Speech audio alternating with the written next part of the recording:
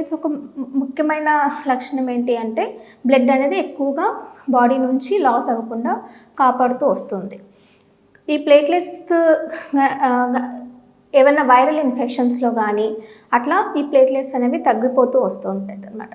So ఈ platelets కనుక తక్కువగా ఉంటే మనకు వచ్చే సిమ్టమ్స్ ఏంటంటే మౌత్ నుంచి కానీ గమ్స్ టీత్ నుంచి కానీ ఎక్కడన్నా చిన్న దెబ్బ తగిలినా కూడా ఎక్కువగా బ్లడ్ లాస్ అవుతూ ఉండడం, లేదా చిన్న చిన్న ర్యాషెస్ రావడం, ఏదైనా జాయింట్స్లో ఎక్కువగా బ్లడ్ క్లాట్ అయిపోయి అక్కడంతా స్వెల్లింగ్ రావడం అనేది గమనిస్తూ ఉంటాం.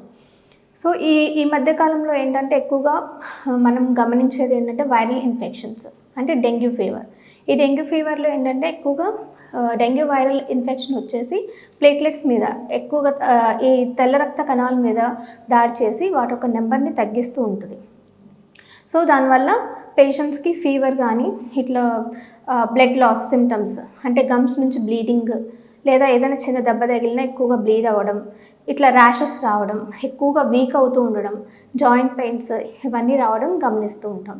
సో ప్లేట్లెట్ నెంబర్ ఎంత అయినా తక్కువ ఉన్నా దీంతో పాటు ఈ సిమ్టమ్స్ కనుక ఎక్కువగా ఉన్నాయి అంటే అది మనం సివియర్గా పరిగణించాల్సిన అవసరం అయితే ఉంది.